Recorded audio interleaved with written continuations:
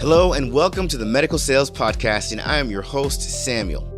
In this podcast, I interview top medical sales reps and leading medical sales executives across the entire country. And it doesn't matter what medical sales industry, from medical device to pharmaceutical to genetic testing to diagnostic lab, you name it. You will learn how to either break into the industry, be a top 5% performer within your role in sales, or climb the corporate ladder. Welcome to the Medical Sales Podcast. Hello and welcome to the Medical Sales Podcast. I'm your host, Samuel. And today we have with us another special guest, and he goes by the name of Dan Wright. Dan Wright is a chief nursing officer that's worked his way from staff nurse all the way to nursing director and beyond. He also serves as the corporate director of care and delivery at HCA Corporate and recently served as chief nursing officer in Metro West Boston and as a system chief nursing officer in New York. If you're a nurse that's been thinking about getting into the medical sales space, this is an episode you absolutely have to listen to. As always, we're doing our best to bring you guests that are doing things differently in medical sales, and I really do hope you enjoy this interview. Hey, Daniel, how are we doing today?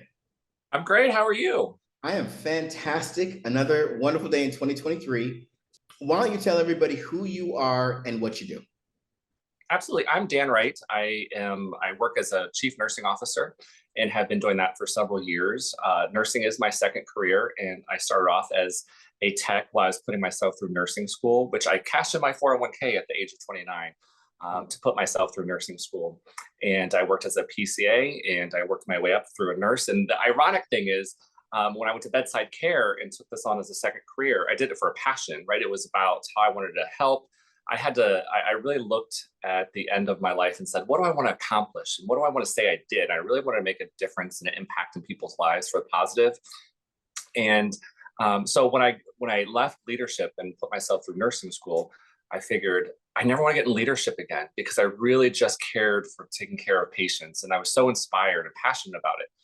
And, I always say, when you want to make God laugh, have a plan, because opportunities just presented themselves. And I figure I'm on a platform where I can help advocate more for nursing in the profession. So throughout the several years I've moved up, and now I'm a chief nurse executive. Wow. Okay, so let's rewind. So you said that you cashed out your 401k and put yourself through nursing school. So let's go back even further. Out of college, what did you want to do? And then what career was that you cashed out on? Well, I was in the insurance industry for several years, and I worked, I was an underwriting manager at the age of 21. And again, I initially started off, I went into psychology, and I had history as my minor. And I really didn't know. And I look back, and I think we all do as we get older and wiser, and we say, do we really know what we wanted to do for the rest of our lives at the age of 18? So I was fortunate enough to put myself in a position, have the fundamentals of leadership, have the fundamentals of what professional practice looks like. And cashing out my 401k was the only option for me in order to make my dreams come true when I realized what it is that I was called to do. What was it? I mean, to go from insurance, were you insurance sales or insurance? You said underwriting. So to go from, was it an experience? Was it you just woke up one day and said, you know what? I think I want to be a nurse. What was it that was the aha moment for you? The aha moment for me was, again, I was just taking a lot of time. I was traveling a lot during that time. And, I would sit there and think to myself, what is it that I want to do the rest of my life? Because in the 20s, it's about having fun. It's about making money, just living the life, right? And before I knew it, 30 was approaching. And I just thought at that point, it's like, this is a pivotal moment, because for me personally is, what do I want to do? And what I want to say that I accomplished when I'm on my deathbed. And I want to say that I made a difference. And I always had a knack or some sort of calling to healthcare. I just didn't know what that was. And I started just researching and really understanding what nursing was and the opportunities that it had and provided, that I could help on multiple levels. So with the range that nursing provides and offers, it was just an easy decision for me to go to nursing, because I can take care of people. I can have that compassionate side. I can connect with people. I can heal people. I can be with people during the most difficult times of their life. And for me, that was just monumental. And so for my aha moment was, what's the biggest impact that I can have? Absolutely. So Wow. Again, insurance to nursing. You, I you, know. you definitely want to be there. I mean, you literally put yourself in that situation. When you had, after your first year of nursing, was it what you thought? No, it was a lot harder. I I think that it's somewhat misunderstood in the terms of the dedication, the time that you have to put into it. It's not easy, and it's not meant to be easy because you are truly dealing with people's lives, Sure. and so it shouldn't be easy. But I don't regret a single moment of it. Now, some of it goes to my own personality, which is being an overachiever. I try to overachieve in everything that I do because I think that goes back to there's some personal reasons as to why I feel that way and why I work that way. But for me, the failure was not an option. So I was going to do this and I was loving it, although it was difficult. Got it. Got it. And then you said that you moved up, and ultimately you're here today as a chief nursing officer. Mhm. So, how long were you a nurse bedside, and then when did you make that transition into leadership?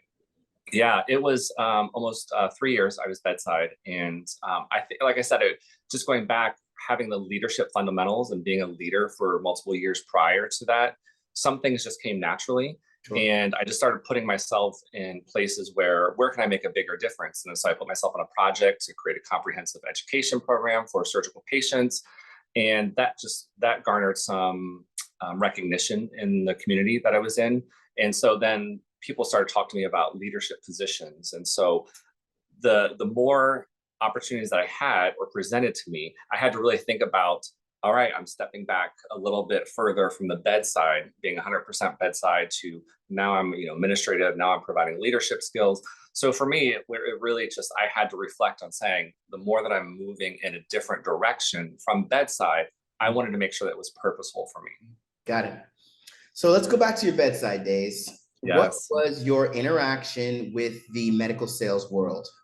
What were you in a specific specialty? And if you were, what type of medical sales reps were you interacting with?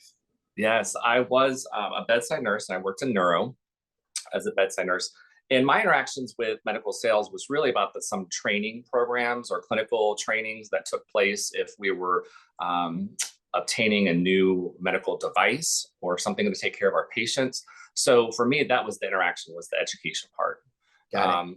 As I've moved up in the career and into a more leadership role, I've had different interactions with medical sales. And I've had some good interactions, I've had some great interactions, and I've had some not so great interactions. So it's a wide variety, and I really think it's on the person and the approach to what medical sales is. I think people hear sales, period, and they start running away, right? Yeah. But it's really about an introduction to something that, whether it's tools or equipment or supplies that can benefit patient care. And I think that that's the approach that is going to hit home for healthcare providers.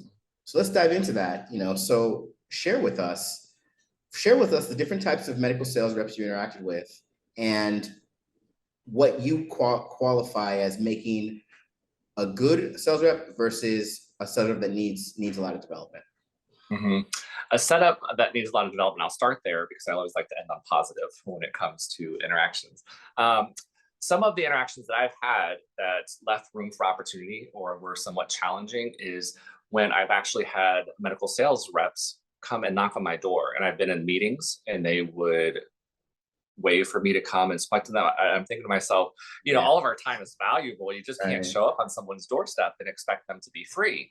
So Sure. it's that introductory period and how you approach the situation or how you approach what it is that you're trying to educate someone on or gain interest in. So I think that the intro period is probably the most critical for me, is because how do you approach me is going to determine our relationship from the start. Sure. And after that introductory period, what would you say are some of the qualities that really make a stellar medical sales professional from your experience? Mhm. Yeah, I've actually had one recently over the past few months that I had a great relationship with. And the approach there was very communicative in terms of I wasn't getting calls every day, but there was just natural follow-up that would occur. So we would talk about the equipment that specifically that they were obviously trying to have us secure. But it was done in just such a gentle way to say, hey, do you mind if we come and do this? Hey, do you mind if we have a follow-up conversation after you've seen the equipment or the tools? So it was just that gentle, organic relationship that we built. And it wasn't built on, hey, when are we going to get an invoice? When do you guys want to get an invoice? When do you want to pay? When can you pay? It really wasn't about the financial drive. It really was about the relationship. So that was the most important, and I think the greatest relationship I've had with medical sales.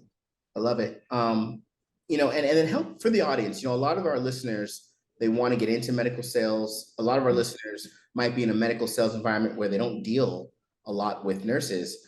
Where did you fall in the decision-making process when you dealt with medical sales reps? First of all, let's get a little more specific. Yeah. What devices were you specifically, approving or not approving medical sales to use with patients? What devices were they specifically? It was a little bit of mix of everything, because under nursing, I've had surgical services report to me. I've had emergency department report to me, inpatient, of course, cath lab. So it's been a range of different medical devices and equipment and tools that I've been involved in, and whether it's decision-making or being part of the decision-making. And so it's really varied. Okay, fair enough. So as a nurse, so that the audience understand, and maybe it's specific to the role as a nurse, chief nursing versus just a bedside nurse, where does the nurse fall in terms of the decision-making process? How important or critical is it for a medical sales professional to involve you in that process? Very important, because at the end of the day, it depends on who's using the equipment and tools, right? If nurses are using it, or nurses are going to be involved in using it, then they should absolutely, myself and nurses, bedside nurses, be at the table. Because for me, it doesn't matter what you bring in. If it's not efficient, if it's not effective, it's not easy to use, then what would be the purpose? And we need to make sure that we have that multidisciplinary impact and conversation and engagement, and making sure that the decisions we're making are right for our patients and our caregivers. Absolutely. Okay. All right. So let's switch gears a little bit. Let's talk about the state of nursing. I'm going to let you have the floor here. Where would you say the state of nursing is today? And I want you to consider COVID, consider nurses coming in, nurses coming out. Like, where would you say the state of nursing is today? Well, I'm going to say that I think we're at a very pivotal moment, and we have been for some time. And I think the pandemic has really taken some of these important topics, such as where nursing is in the profession. What can we do for nursing? What can nurses do for our community? And how do we elevate that? So I think that during the pandemic specifically, it's really helped nurses rise to the top to say, here, we deserve this. And here's what we're asking for. And I think nursing has really found a voice in the healthcare community, and which is a positive, right? Because when you are looking at statistics, nursing makes up the greatest portion of healthcare. And so without nursing, what do you have? Can't care for patients if you don't have nurses. Right. So for me, and I always say I'm a nurse first, I'm a nurse executive second, because I never want to lose focus of what did I get in this to do, and to make a difference in people's lives.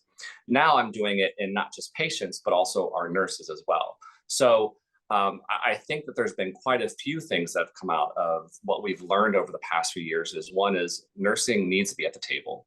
Nursing has to have a voice in healthcare.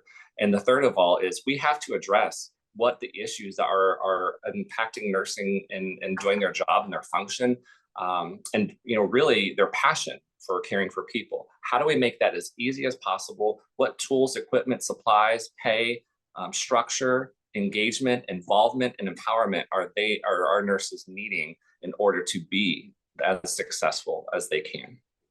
So when you talk about that, that seems like a very multifaceted issue. Where do you start? What part? The government, the hospitals? Where do you make the biggest impact? Where do you start? You start everywhere. And the reason I say that is it's a comprehensive view, as you mentioned. It's not just a we solve one challenge and it's going to make all of this go away. We have to get nurses to the table. We have to get government to listen. We have to get hospital leaders to listen. So for me, and I'm speaking from my own experience and who I am as a leader, is that is the most important thing we do, is get to the table and say, what can we solve for now? What can we solve for tomorrow? And what can we solve for long term? Because we can't fix everything tonight. Sure. But what we can do is we can create a trajectory on where we need to go to ensure that we're creating the best place for our nurses to prosper in their passion. Is pay typically the first thing that's addressed? It depends on where you're at, because every leader and every organization is different.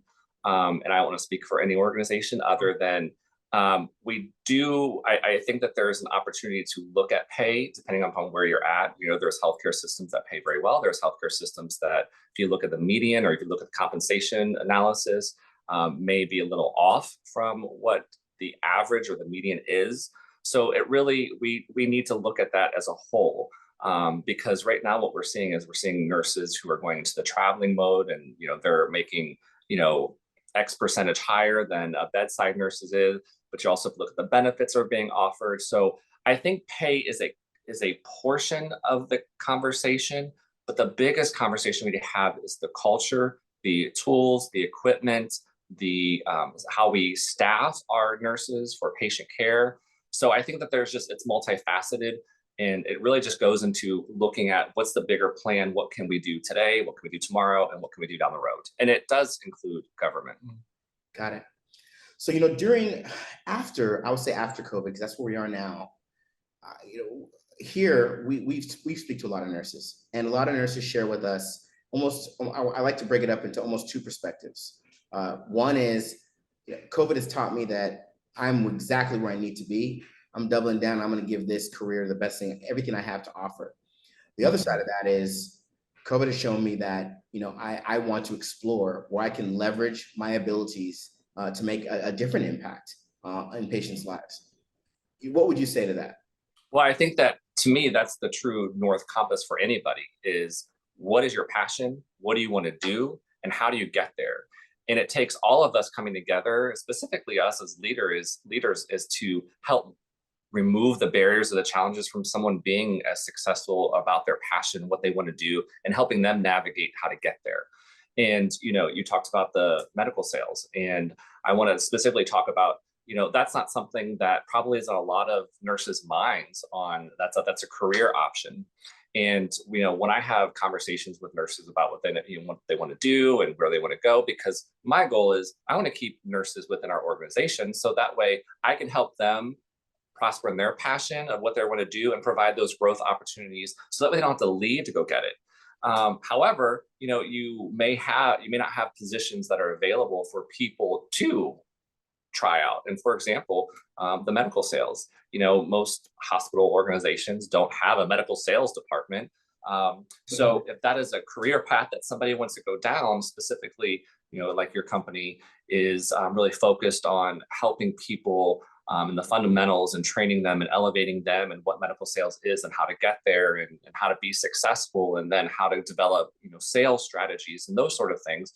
So if that's something that I want them to do, then, obviously we want to provide them that resource and the link specifically, I'm talking to you about your organization, is to how to go down that path. If they want to get into clinical informatics, I want to help them provide them more project opportunities and more growth for how do they get involved in clinical informatics, or if it's education. And so we have to have better succession plans, so that way we don't lose people externally, but we lose people to really move towards their passion. Because if people are passionate about what they're going to do, they're going to be successful. The patients are going to be successful. The community is going to be successful. Absolutely, 100%. In that same vein, have you experienced a medical sales professional that actually previously was a nurse? Have you had that kind of interaction before? Yes, absolutely. There's been, whether it's the pharmacy side, the medical sales side, there have been nurses who have transitioned over into that field and have done very well. And a lot of times they're doing the clinical education part. They're doing a lot of the behind the scenes on what clinical and how the medical devices impact the clinical settings. So absolutely. And when you experience a professional that used to be a nurse, do you have, I don't know, a better connection with that professional? Does it not matter? What's your experience? I think it always does matter. And it's, there is a level of, if I'm a nurse talking to another nurse, there's automatically, you have that sense of family. You already are part of that. You already get a sense of trust, so to speak. And, speaking of, nursing has been rated, 22 years in a row as the most trusted profession. So for me, it's just, it's a natural relationship that just occurs because of that. Now, I'm not saying that there are people who have personality differences, but the profession itself is absolutely, there is just that natural connection and language. Mm-hmm. Awesome. So, we do have nurses that listen to this podcast, and for all the nurses out there that have maybe thought about, or maybe even listening to you today, they thought, you know what, I want to explore diving into healthcare sales, a medical sales position as a clinical specialist, or adding value in that way. What would you say that all nurses out there listening right now should consider and think about if they're entertaining going that direction? I'm going to go back to what I said earlier is, what is your passion? What's driving you? What's your motivation? And that should be your guide to where you need to go. So if it's, like I said, education, clinical informatics, or if it's quality or safety, or if it's medical sales, then follow that dream and making sure that you have the right resources to help you get there. And ask questions. You always want to ask questions to somebody who's in the role, somebody who has been, if somebody's going from nursing, bedside nursing to medical sales, talk to somebody who's doing it. So that way you can get more insight before you make that jump to make sure that it's right for you. Because, so oftentimes people get into careers or into workplaces and they figure out it's not always what it seems to be. And so I think the best thing people can do is educate themselves. And one way to do that is really speak to somebody who's already doing it. Excellent. And one more question along those same lines. As I said before, a lot of people are listening to this that want to get into medical sales and that are in medical sales. What, piece of advice would you share with those medical sales professionals listening right now that they should always remember when they're interacting with nurses at their accounts? The first thing that comes to mind is time. Just consider the time, right? Because we're all going in so many different directions, specifically when our nurses are conducting patient care. Time is of the essence. And right now there's just not a lot of it. Sure. So I would say consider time, consider what it is that is important to the nurses. Sometimes we go in with, and I say salespeople go in with this organized pitch that they want to deliver, but it doesn't always resonate. So making sure that it's specific, it's focused to who the audience is. Excellent. Wow, Daniel, this has been a fantastic episode to share with you today, and just allow everyone to hear everything that you're experiencing from your end and your side of things, and all the wonderful advice you've given us today.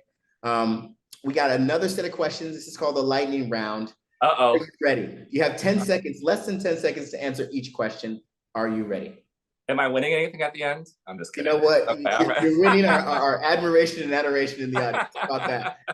All right, Samuel, let's go. All right. So first question is, what's the best book you've read in the last 6 months? If Disney Ran Your Hospital.